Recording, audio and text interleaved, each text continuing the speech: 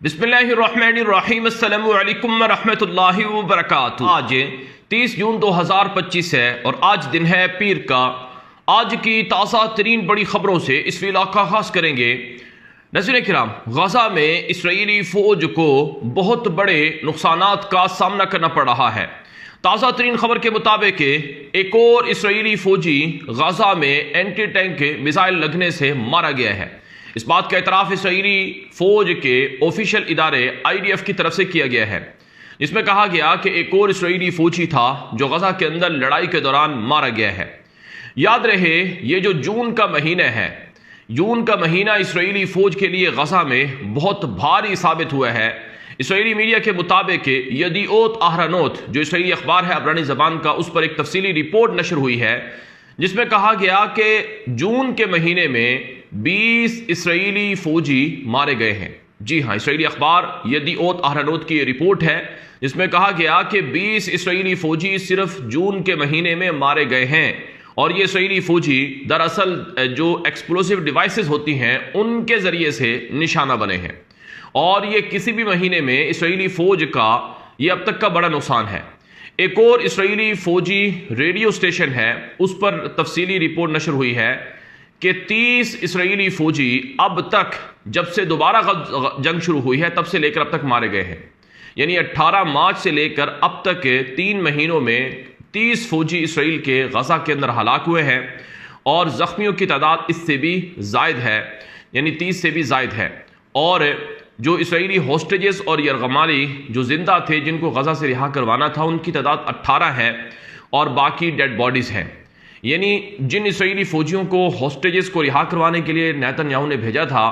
وہ زیادہ زندہ تو کم تھے، الٹا جو فوجی تھے زندہ وہ 30 کے قریب مارے گئے ہیں۔ تو یوں اسرائیلی فوج کو غزہ میں نقصانات کا سامنا ہے۔ اب گزشتہ رات نیتن یاہو کی سربراہی میں اسرائیل کی فوجی جنگی کیبنٹ کی ایک میٹنگ ہوئی ہے، جس میں اسرائیلی فوج کے جرنیلوں نے کہا ہے کہ غزہ کی جنگ کو بند کر دیا جائے۔ اسرائیلی فوجی جو غزہ میں لڑ رہے ہیں وہ تھکے ہوئے ہیں اور وہ آرام چاہتے ہیں، اور ان پر بہت پریشر ہے، لہٰذا یہ جنگ بند کی جائے اور ڈیل کر لی جائے۔ یہ کابینہ کے اندر ہی میٹنگ میں یہ بات ہوئی ہے، جسے اسرائیلی اخبار جو اسرائیل ہایوم ہے اس نے نشر کیا ہے۔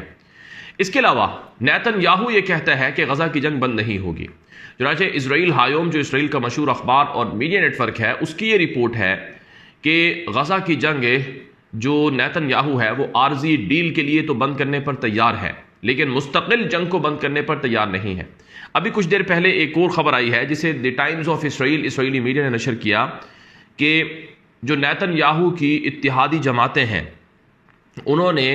نیتن یاہو کی عدالت میں جو مسلسل پیشیاں ہیں ان کے بدلے غزہ کی جنگ کو بند کرنے پر رضامندی کی اظہار کیا ہے۔ یعنی نیتن یاہو خود بھی غزہ کی جنگ بند کرنے پر اس شرط پر تیار ہے کہ اسے اسرائیلی عدالتوں میں کرپشن اور دیگر مقدمات میں معاف کر دیا جائے،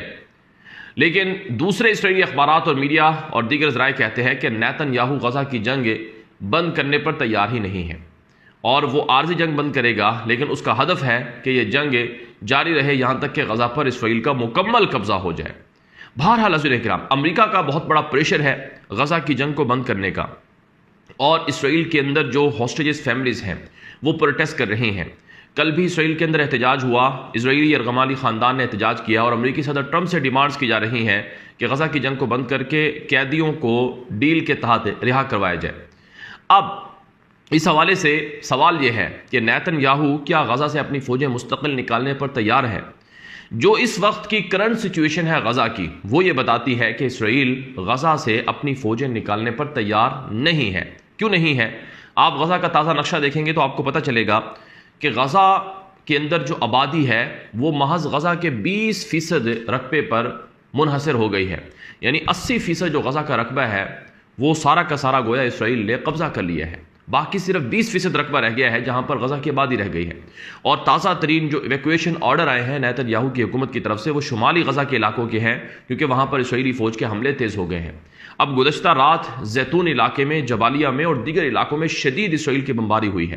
اور جو وہاں سے ملنے والی اطلاعات ہے کہ پچھلے 48 گھنٹوں میں 150-200 کے قریب لوگ اسرائیلی حملوں کا نشانہ بنے ہیں، اور زخمیوں کی تعداد تو 400 سے بھی زائد بتائی جا رہی ہے پچھلے 48 گھنٹوں یعنی 2 دنوں کی۔ تو اس کا مطلب یہ ہے کہ غزہ موت کا مرکز بنا ہوا ہے اور وہاں موت سرگرداں ہے، کوئی لمحہ کوئی گھنٹہ ایسا نہیں گزرتا جہاں پر غزہ کے لوگ نہ مارے جاتے ہوں۔ یہی وجہ ہے کہ پوری دنیا اس بات کو مان چکی ہے کہ غزہ میں انسانی حقوق تو پامال ہو ہی رہے ہیں، لیکن غزہ میں نہتے لوگ جو ایڈ سیکرز ہیں، جو امداد لینے کے متلاشی ہیں، جو آٹا لینے جاتے ہیں، ان کو نشانہ بنایا جاتا ہے۔ اور اسرائیل جو ہے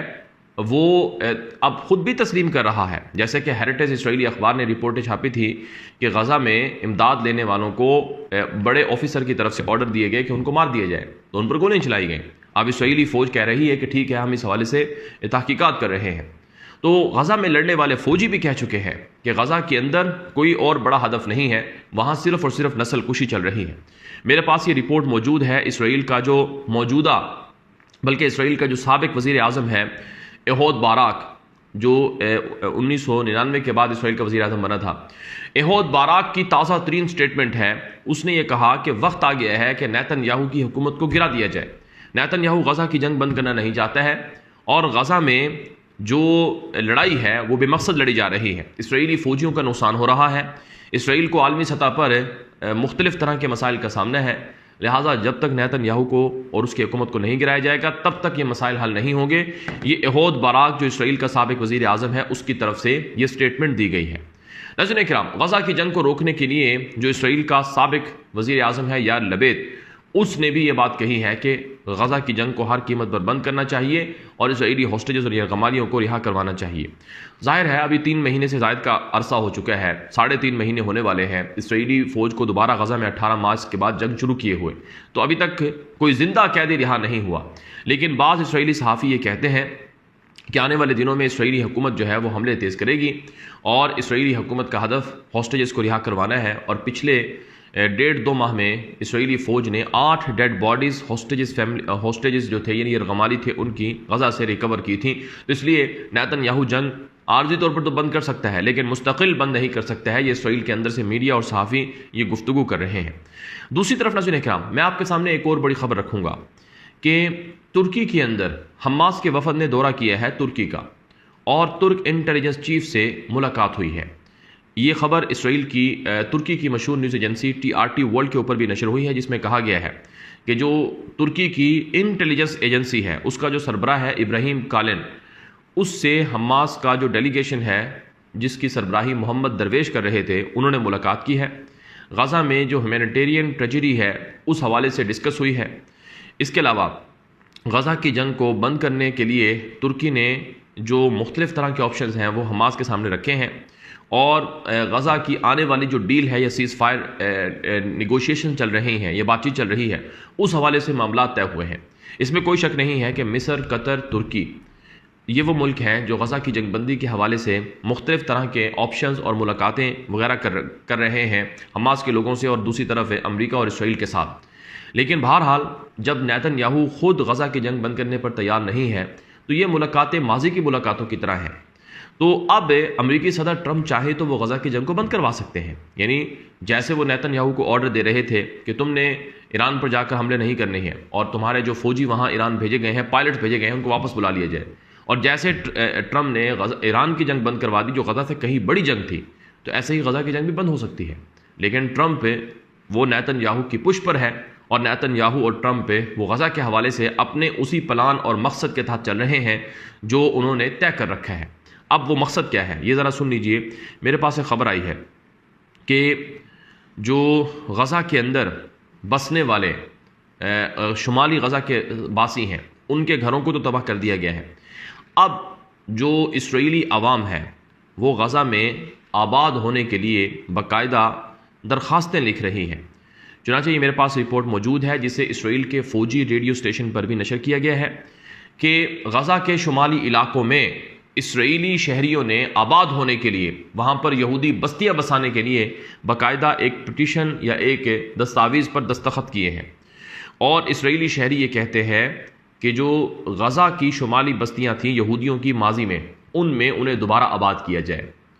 تو یوں ناظرین اکرام، غزہ کے اوپر قبضہ کر کے وہاں پر یہودی بستیاں بسانے کی جو مہم ہے وہ اسرائیل کے جو سیٹلرز ہیں، آباد کار ہیں، ان کی طرف سے بھی شروع کی جا رہی ہے۔ اور اسرائیلی وزیر اعظم نیتن یاہو کا ہدف کیا ہے؟ اب آپ دیکھیں کہ غزہ میں عمارتیں تباہ کی گئی ہیں، 5,000 شیکل ایک بلڈنگ کو تباہ کرنے کے دیے جا رہے ہیں، اور رپورٹس بتاتی ہیں کہ رفح پورا کا پورا تباہ کر دیا گیا ہے، خان یونس اکثر اور بیشتر تباہ کر دیا گیا ہے، غزہ کے شمالی علاقوں میں بیت جبالیہ اور باقی جو علاقے ہیں وہ مکمل طور پر زمین کے ساتھ برابر کر دیے گئے ہیں کہ شاید وہاں پر کوئی، یعنی ایسا لگتا ہے کہ وہاں پر کوئی انسان ہی نہیں رہتا تھا۔ تو یہ سلوک غزہ کے ساتھ ہوا ہے۔ تو اسرائیلی وزیر اعظم کا خواب کیا ہے کہ غزہ مکمل طور پر ان کے کنٹرول میں چلا جائے، اور پھر یہ خواب اسرائیلی وزیر اعظم کا نہیں ہے بلکہ امریکی صدر ٹرمپ کا ہے۔ ٹرمپ کہہ چکا ہے کہ غزہ جیسا خوبصورت حصہ دنیا کا ہے ہی نہیں، اور حیرت ہے کہ اسرائیل نے اس حصے کو ماضی میں کیوں چھوڑ دیا تھا۔ اب غزہ میں مکمل تباہی کر کے غزہ کے لوگوں کو اتنا مایوس کر دیا جائے کہ وہ غزہ چھوڑ کر چلے جائیں، ڈسپلیسڈ ان کو کرنے کا پلان ہے، زبردستی فورسڈ ڈسپلیسمنٹ کا پلان ہے، بے دخلی کا پلان ہے، اور اسی وجہ سے ساری بلڈنگز، عمارتیں وغیرہ تباہ کی جا رہی ہیں۔ پھر اس کے بعد جب اسرائیل کا کنٹرول ہوگا تو ایک اور جو پلان ہے امریکہ اور اسرائیل کا، وہ ہے نہر بن گوریون، یعنی ایک ایسی نہر جو نہر سوئز کا متبادل ہو سکے۔ مصر کے کنٹرول میں جو نہر سوئز ہے، آپ جانتے ہیں دنیا کی وہ شہرگ ہے، وہاں سے دنیا کی تجارت ہوتی ہے، یورپ جانے والے جہاز سارے نہر سوئز سے گزر کر جاتے ہیں۔ تو خلیج عقبہ سے، یعنی ایلات کی جو بندرگاہ جہاں واقع ہے اسرائیل کی، وہاں سے لے کر میڈیٹرین سی تک، بحر متوسط تک ایک نہر سوئز بنانا، اور پھر یہ جو حصہ ہے یہ بڑا اہم ہے یہ عرب ملکوں کے ساتھ اور ایشیا کے ساتھ رابطے کے لیے۔ تو اس وجہ سے یہ ایکسپینشن بھی ہوگی اسرائیل کی، اور جیسا کہ ٹرمپ کہہ چکا ہے کہ اسرائیل بہت چھوٹا ہے، ہمیں اس کو بڑا کرنا ہے، تو وہ خواب بھی پورا ہو جائے گا۔ تو یہ وہ اہداف ہیں جو غزہ کی جنگ کو لے کر چل رہے ہیں۔ اس لیے یہ جو باتیں کی جا رہی ہیں کہ غزہ کی جنگ بند ہوگی یا اس کے لیے نیتن یاہو کے اوپر بڑا پریشر ہے، یہ ابھی سنجیدہ دعوے نہیں ہیں۔ پھر عالمی سطح پر اس جنگ کو بند کرنے کا مطالبہ ہے۔ میں آپ کے سامنے خبر رکھتا ہوں کہ برطانیہ کے اندر ایک میوزیکل فیسٹیول ہوا تھا جس کے اندر ایک وہاں کے مشہور سنگر نے ڈیتھ ٹو IDF کے نعرے لگائے تھے۔ تو بتایا جاتا ہے کہ امریکہ نے اس کا ویزا اس سنگر کا کینسل کر دیا ہے، اور برطانیہ کے اندر اس کے خلاف مہم شروع کر دی گئی ہے۔ اور پھر یہ صرف ڈیتھ ٹو IDF یعنی اسرائیلی فوج مردہ باد کے نعرے صرف یہ برطانیہ میں نہیں لگے ہیں، آسٹریلیا کے اندر بھی گزشتہ روز اس طرح کی صورتحال دیکھی گئی۔ پھر برطانیہ کی عوام کل سڑکوں پر نکلی اور انہوں نے برطانوی حکومت سے ڈیمانڈ کی کہ غزہ کی جنگ کی وجہ سے اسرائیل کو اسلحہ دینا بند کیا جائے۔ لیکن سچی بات یہ ہے، چاہے برطانیہ ہو چاہے امریکہ ہو، یہ دونوں اسرائیل کے سپورٹر ہیں، اور جرمنی ان سے بھی بڑا سپورٹر ہے، اور فرانس ظاہراً فلسطین کے کاز کی حمایت کرتا ہے، لیکن فرانس بھی اندر سے اسرائیل کی بھرپور حمایت اور تائید کر رہا ہے۔